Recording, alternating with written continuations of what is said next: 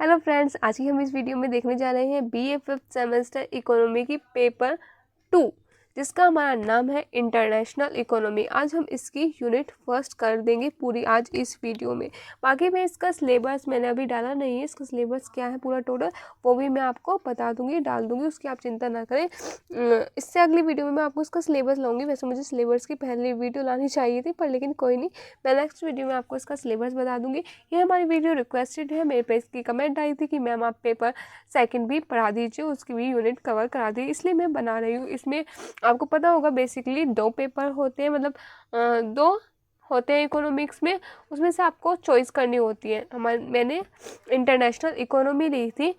2 होते हैं, एक एनवायरनमेंट होता है देखिए, शायद दूसरा पर्यावरण से रिलेटेड कुछ हुआ रहता है, और एक ही होता है इंटरनेशनल इकोनॉमी। इसमें से आपको कोई भी एक पेपर चूज़ करना होता है। तो हमने करा था इंटरनेशनल इकोनॉमी। वैसे भी आप पर्यावरण कर लें, कोई दिक्कत नहीं है, वो इससे भी आसान पेपर है।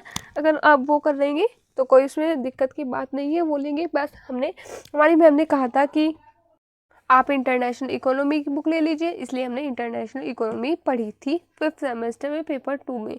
ठीक है, तो इसी की मेरे नोट्स है। इसकी मेरे पास बुक नहीं है, मैंने नोट्स बना रखे हैं इसके पूरे टोटल, ये आप देख सकते हैं पूरे मैंने इसके नोट्स बना रखे हैं। तो मैं इसी नोट से बताऊंगी आपको। ठीक है, इंटरनेशनल इकोनॉमी क्या है, वैसे आसान है, अगर आप एक बार पढ़ेंगे आप समझ जाएंगे, इसमें कोई बड़ी बात नहीं है। ठीक है, मैं दिखा रही हूँ, ये फर्स्ट हमारा पॉइंट है। वैसे आप सिलेबस देखना चाहें तो मुझे बता देना, मैं आपको उसकी वीडियो बना दूंगी, पर लेकिन मैं डायरेक्ट बता रही हूँ क्योंकि सिलेबस के हिसाब से ये साहित्य जो मैंने फर्स्ट बुक पढ़ाई थी ना, तो उसी पब्लिकेशन की बुक से मैंने ये नोट्स बना रखे थे।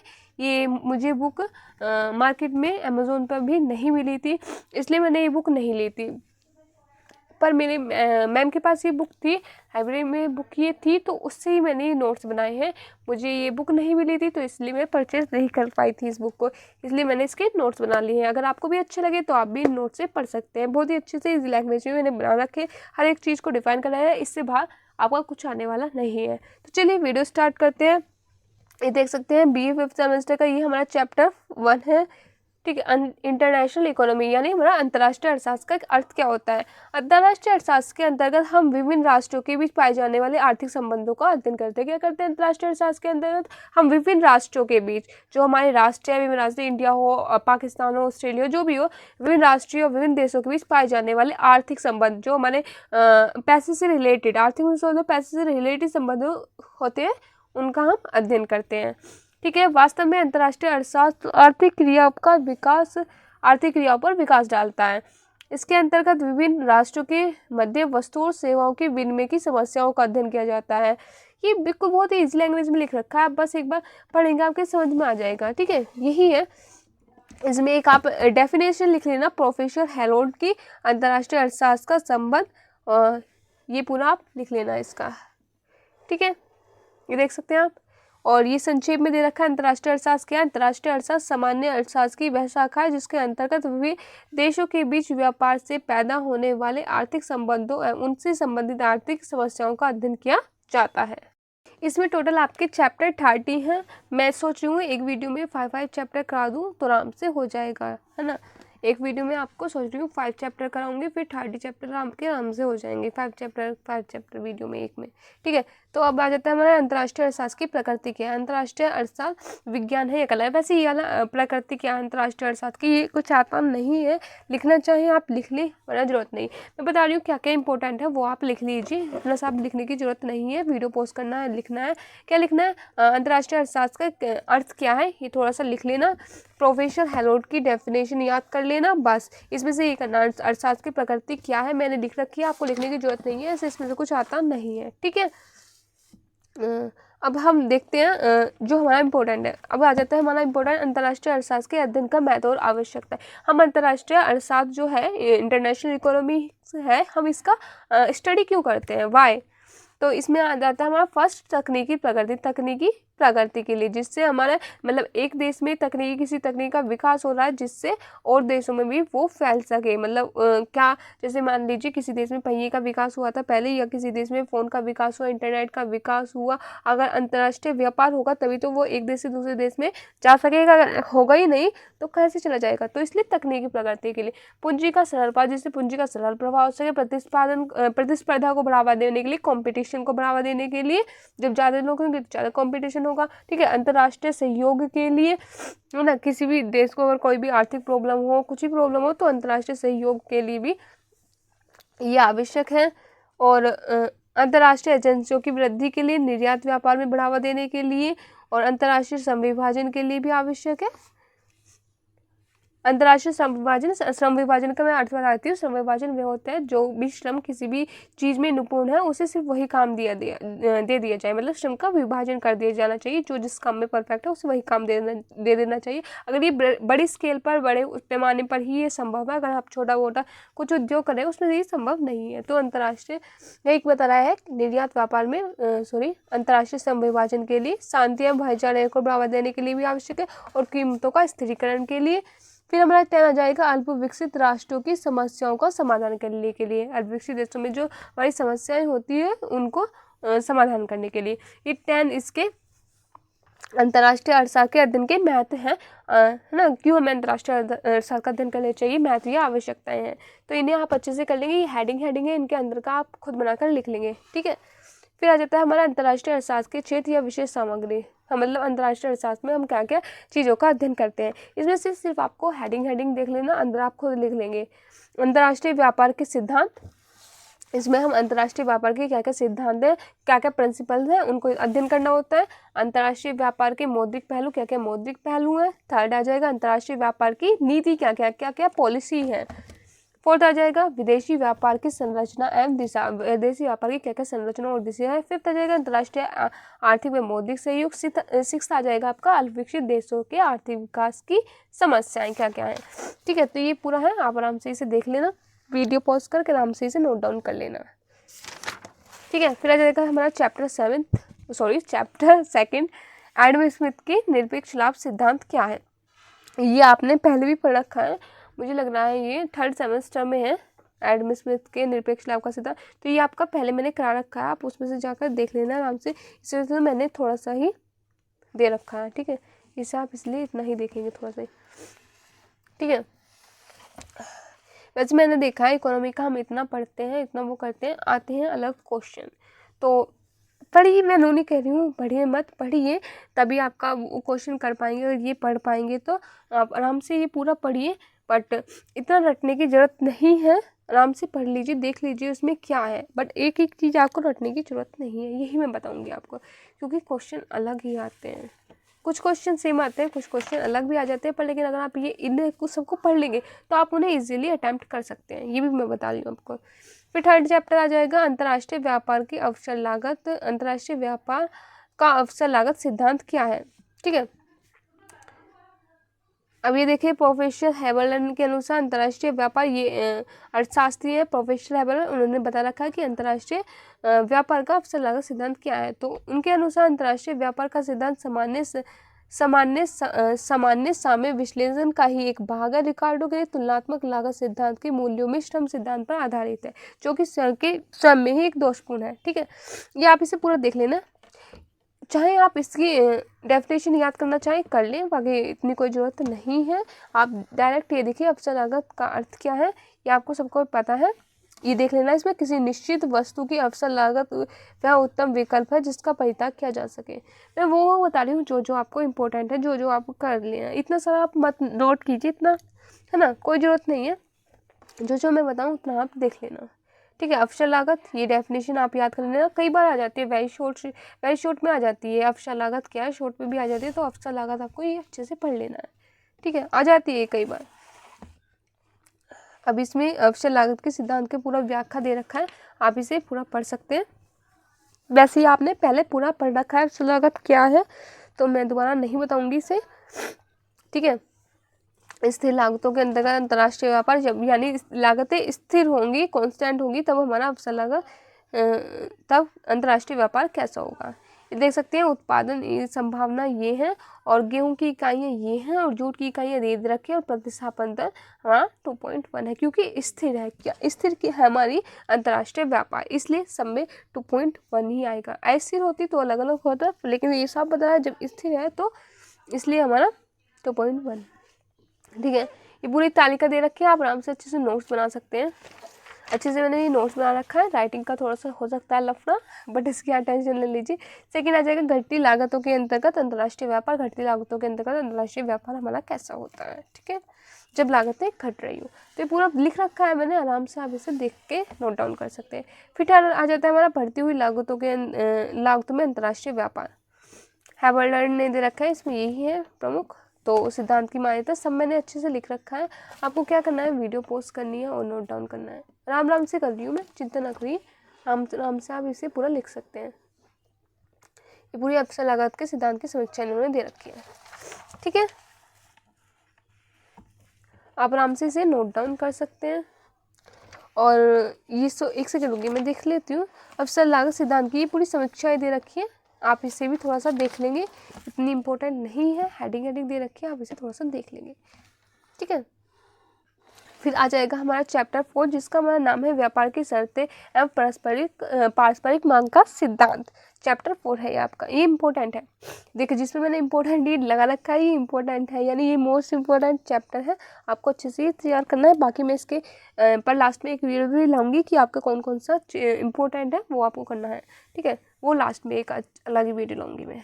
वैसे मैं साथ साथ ही बता दूंगी कि क्या क्या इंपॉर्टेंट है, तो उसकी भी आप टेंशन ना लीजिए। जो जो इम्पोर्टेंट है वो मैं साथों के साथ बता भी दूंगी, ठीक है। अब आ जाएगा व्यापार की शर्तें क्या हैं। इसमें से ये फॉर्मूला है ना, ये व्यापार की शर्तें का, इसे रट लो, कैसे भी कर लो, याद कर लो। ये आता है व्यापार की शर्तें T=टू निर्यात कीमतों का सूचकांक बटे में आयात कीमतों का सूचकांक गणना 100 है ना। तो इसे पूरा अच्छे से याद करना है। संक्षेप, अंतर्राष्ट्रीय व्यापार में जिस मूल्यों पर वस्तुओं का आदान प्रदान किया जाता है उसे अंतर्राष्ट्रीय विनिमय अनुपात अथवा व्यापार की शर्तों के नाम से जाना जाता है। पूरा अच्छे से आपको लर्न करना है, ठीक है, करना ही है। फिर आ जाता है क्योंकि ये आता है क्वेश्चन, इसलिए बता रही हूँ मैं, अच्छे से लर्न करना है आपको। अंतर्राष्ट्रीय ये आ जाता है कई बार, ये पूरा चैप्टर 4 ही इंपॉर्टेंट है, तो इसे आपको अच्छे से करना है। व्यापार की अनुकूलता एवं प्रतिकूल शर्तें क्या होती है। व्यापार की अनुकूल यानी फेवरेबल और अनफेवरेबल हमारी टर्म्स या शर्तें क्या होती हैं। तो व्यापार की अनुकूल शर्तें का आशय यह है कि किसी देश में निर्यात मूल्य उस देश की आयात मूल्य से अधिक है। यानी कोई देश निर्यात जो मूल्य हो रहा है वस्तु का, जब वो निर्यात कर रहा है, उससे मूल्य जो आ रहा है वो ज़्यादा आ रहा है आयात के, जो वो वस्तु अपने देश में मंगा रहा है उसके मूल्य से, यानी वो अनुकूल है, फेवरेबल में है, ठीक है। यानी उसके पास पैसे ज़्यादा आ रहे हैं जाने से कम, ठीक है। देखो जैसे हम कोई वस्तु किसी देश से मंगा रहे हैं तो वो होगा हमारा आयात। हम किसी देश को वस्तुएं भेज रहे होंगे तो वो है निर्यात। हम किसी देश को वस्तुएं भेजेंगे तो उससे पैसे आएंगे। हम किसी देश से वस्तुएं मंगा रहे हैं तो उससे हमें क्या देना पड़ेगा, पैसे देने पड़ेंगे। तो यही बता रहा है कि निर्यात मूल्य उस देश के आयात मूल्य से अधिक होगा तो हमारा व्यापार की शर्तें फेवरेबल अनुकूल होंगी, ठीक है। ये उदाहरण भी दे रखा है, आप इसे आराम से पढ़ लेना। फिर आ जाएगा हमारा सेकंड, व्यापार की प्रतिकूल शर्तें, इसका अपोजिट हो जाएगा डायरेक्ट, ठीक है। फिर आ जाएगा व्यापार की शर्तों के कौन कौन से प्रकार है।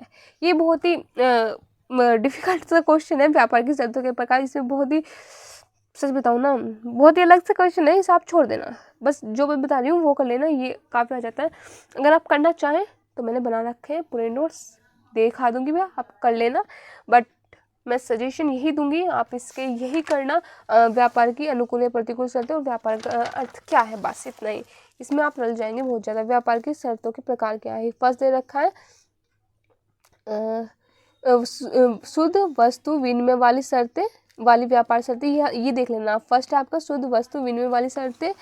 सेकंड है आपका, ये ना पूरा इसमें पूरा दे रखा है, मैं दिखा देती हूँ आपको, ठीक है। वैसे कोई जरूरत नहीं इसको पढ़ने की, इंपॉर्टेंट नहीं है। सेकंड आ जाएगा सकल वस्तु विनिमय व्यापार के शर्तें। आते हैं वैसे इसमें से क्वेश्चन, नहीं कह रही मैं आने के लिए, इसमें क्वेश्चन आ जाते हैं, अलग अलग पर्टिकुलर दे देगा, उसमें पूछ लेगा, पर लेकिन ये हार्ड बहुत है, इतना याद नहीं हो पाने का, इसलिए मैं कह रही हूँ। वैसे मैंने शॉर्ट में दे रखा है, अगर आपको करना ही है तो इनका जो है ये मीनिंग, आय व्यापार की शर्तें क्या है, बस ये देख लीजिए, पूरा इतना मत करना, ठीक है। देखिए फर्स्ट तो हमने बांट दिया था वस्तु व्यापार शर्तें विनिमय अनुपात के आधार पर, ये काट रखा है, काटा नहीं है, ये ऐसे लिख लेना, वस्तु व्यापार शर्तें विनिमय अनुपात के आधार पर। फर्स्ट में तो इन आधार पर बंटवारा किया था, सेकंड में हमारा करा था उत्पादन साधनों की उत्पादकता के आधार पर, ठीक है। फर्स्ट था हमारा वस्तु व्यापार शर्तें विनिमय अनुपात के आधार पर, सेकेंड है उत्पादन साधनों की उत्पादकता के आधार पर, ठीक है। ये दे रखा है, आप आराम से कर लेना, फर्स्ट ही मानिएगा इसे, फर्स्ट है ना। ये दे रखा है, आप आराम से स्क्रीनशॉट लीजिए, वीडियो पोस्ट करिए, आराम से इसे पढ़कर नोट डाउन कर सकते हैं आप। ठीक है,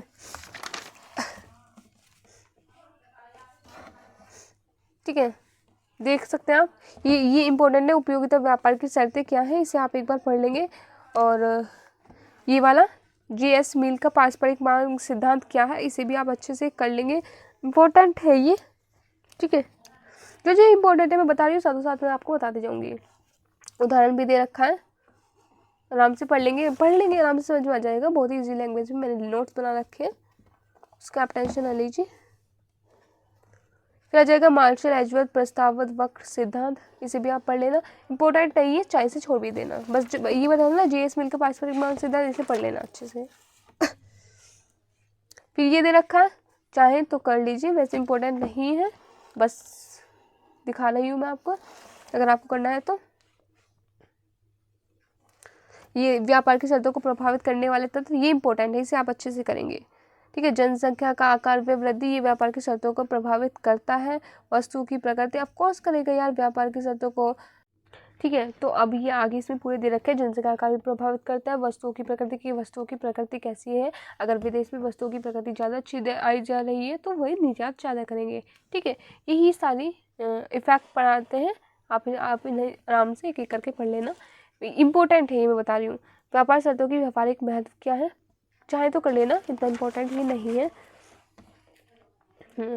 व्यापार की शर्तें अब अर्धविकसित देश, थोड़ा सा इससे बस आप पढ़ लेना, ये सारे पॉइंट दे रखे हैं, मैंने थोड़ा सा मैंने पेंसिल से डिस्क्राइब भी कर रखा है क्या है ये। ठीक है, इम्पोर्टेंट नहीं है ये भी। फिर आ जाता है आपका चैप्टर 5, आज हम इस वीडियो में चैप्टर 5 ही तक ही करेंगे, लास्ट चैप्टर, चलिए देख लेते हैं इसे भी। स्वतंत्र व्यापार और संरक्षण क्या होता है। ठीक है,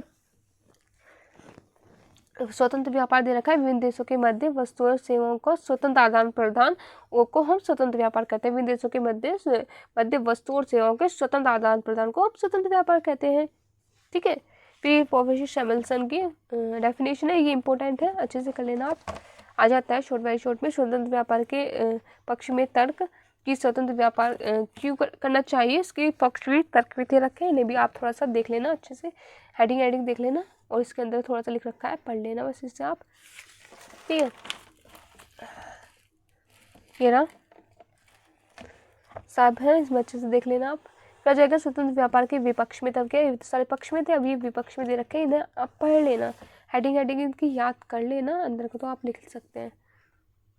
राशिपातन आपको पता ही होगा, जब हम मतलब एक वस्तु को अपने देश में तो वो कीमतों पे, मतलब मान लीजिए एक पेन है, उसे तो हम अपने देश में 10 रुपये में बेच रहे हैं, और उसी पेन को हम दूसरी कंट्री में 5 रुपये का बेच रहे हैं, क्योंकि वहाँ के बाजार में वो जिससे हमारा कंट्रोल हो सके, उसलिए तो यही हमारा राशिपातन कहलाता है, जिस चीज़ को हम अपने देश में कम पैसों में ज़्यादा पैसों में बेचें और दूसरे देश में कम पैसों में बेचें, क्योंकि पता है हमारे देश में तो खरीद ही लेंगे लोग, कंपटीशन नहीं है, पर लेकिन दूसरे देश में तो कंपटीशन है, वे नहीं खरीदेंगे, तो इसलिए वहाँ पर दूसरे देश में वे कम पैसों में बेचते हैं। ठीक है, पता होगा आपको, डंपिंग बोलते हैं इंग्लिश में, ये पूरा दे रखा है, पढ़ लेना आप इसे।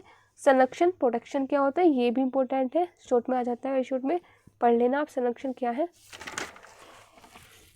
ठीक है, और फिर ये संरक्षण में पक्ष में तर्क दे रखे हैं, गैर आर्थिक और आर्थिक, हेडिंग दे रखी है, आप इन्हें पढ़ लेना, कोई भी सारे नहीं, पर याद कर लेना थोड़ा बहुत ही। ठीक है, फिर आ जाता है मैंने संरक्षण के विपक्ष में तर्क, ये भी न भी आप अच्छे से कर लेना। मैं ये नहीं करी कि आप सारी हेडिंग याद करें, कोई भी 5 कर लेना। अकुशल उद्योगों को बढ़ावा मिलता है और उपभोक्ता को हानि मिलती है, विदेशी व्यापार में कमी आ जाती है, धन का समान वितरण हो जाता है, उद्योग में स्थिरता आ जाती है, उत्पादन में कमी हो जाती है, प्रोत्साहन का अभाव होता है, ये सब है इसके। एकाधिकार की प्रवृत्ति आ जाती है और राजनीतिक भ्रष्टाचार, ये सब है, इसमें से भी कोई आप 5-6 याद कर लेना, जरूर नहीं सारे करें, जो से भी आपको अच्छे लगे। ठीक है, तो ये आपके पूरे यहाँ पर चैप्टर 5 खत्म हो गए हैं, मिलते हैं अगली वीडियो में जिसमें हम चैप्टर 6 से देखेंगे। अगर ये वीडियो आपको अच्छी लगी तो मुझे कमेंट करके बताना, मैं अगली वीडियो तभी ही बनाऊंगी, इससे पहले मैं अगली वीडियो नहीं बनाऊंगी। अगर आपको अच्छी लग रही है, आप इंटरेस्टेड हैं, तो मैं अगली वीडियो लेकर आऊँगी। ठीक है, तो चलिए, अगर आपको अच्छी लगी हो तो लाइक कर देना, चैनल को सब्सक्राइब कर देना। मिलते हैं अगली वीडियो में, तब तक के लिए बाय बाय।